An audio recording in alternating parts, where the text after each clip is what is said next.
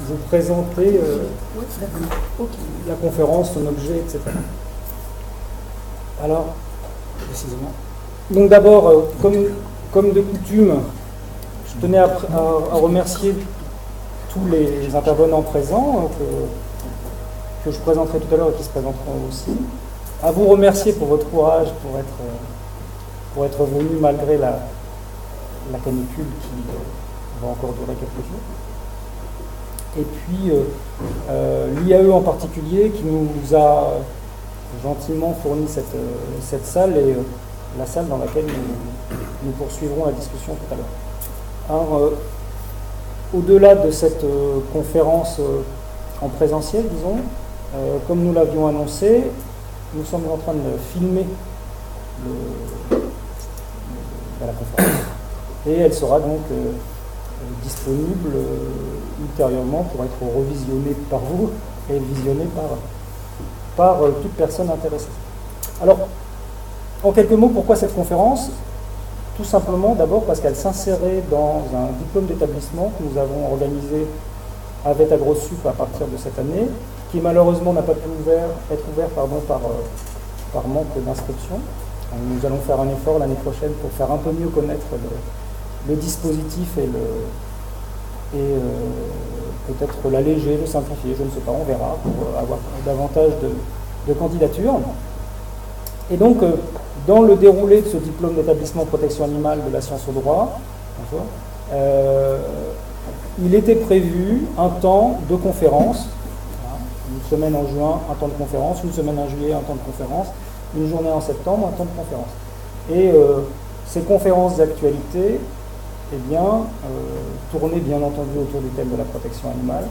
Et en toute logique, nous avons fait le choix, avec Anne-Claire Lomellini qui est co-responsable du diplôme, raison d'ailleurs de plus d'avoir organisé cette conférence, nous avons fait le choix pour cette soirée de retenir le thème, un thème lié aux deux publications dont Éric Baraté et Anne-Claire Lomellini de laquelle vont parler, thèmes qui sont complètement d'actualité, d'abord parce que les publications viennent de sortir, depuis quelques mois seulement. Thème également d'actualité, comme vous le savez, parce que le sujet du bien-être animal, de la protection animale, de la maltraitance, est vraiment sur le devant de la scène en termes médiatiques, également peut-être dans une moindre mesure en termes sociétal, l'un alimentant l'autre. Je ne sais pas très bien qui est de l'œuf et de la poule parmi les deux. Et puis également parce que tout simplement on s'aperçoit quand on a la curiosité de faire une petite recherche comme je l'ai fait tout à l'heure, vous allez sur le site des bibliothèques juridiques, vous cherchez des ouvrages de droit en mettant comme thème droit et animal, et bien vous ne trouvez en tout et pour tout entre 1700 et 2017 que 96 références. Bon, j'aurais pu chercher plus longtemps. Mais 96 références, et parmi ces 96 références, une fois qu'on met de côté les quelques auteurs français les plus récurrents, eh bien, on tombe sur un ouvrage en particulier, le tien, qui a l'avantage d'être, à mon sens, mais tu en parleras mieux que moi, de retenir une approche objective, positiviste et exhaustive. Ce n'est pas une démarche, disons, ciblée sur une catégorie d'animaux et avec une certaine téléologie dans le propos. Voilà.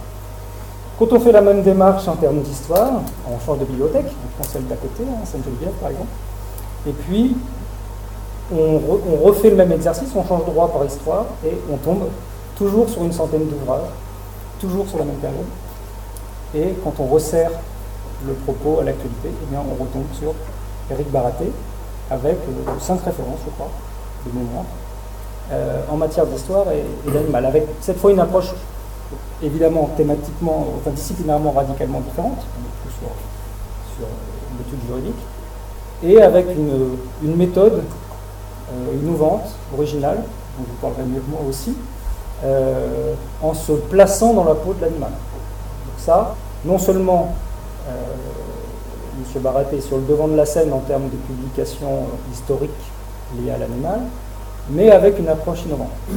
Double originalité.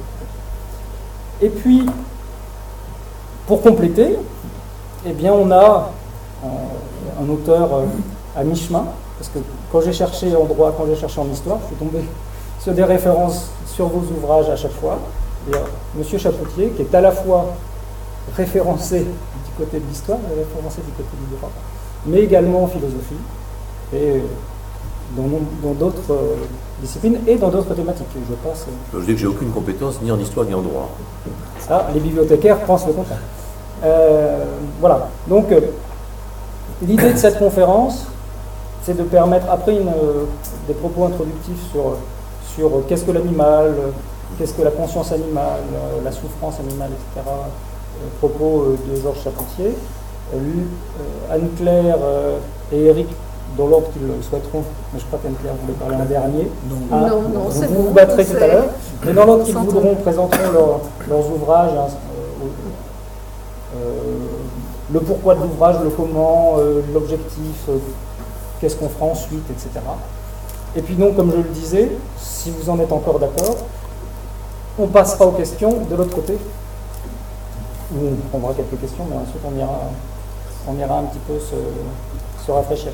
Si vous avez vraiment trop chaud, n'hésitez pas à aller prendre l'air. Je peux vous passer, on a quelques bouteilles d'eau, on peut vous faire circuler des bouteilles d'eau. D'accord ? Donc maintenant, je passe la parole à M. Chapoutier. Merci de m'avoir invité. Alors, comme on vous l'a dit, l'occasion ce soir, c'est la promotion en quelque sorte de 2 livres absolument exemplaires. Il y a beaucoup de livres sur les animaux, mais on vous l'a dit, sur le plan historique,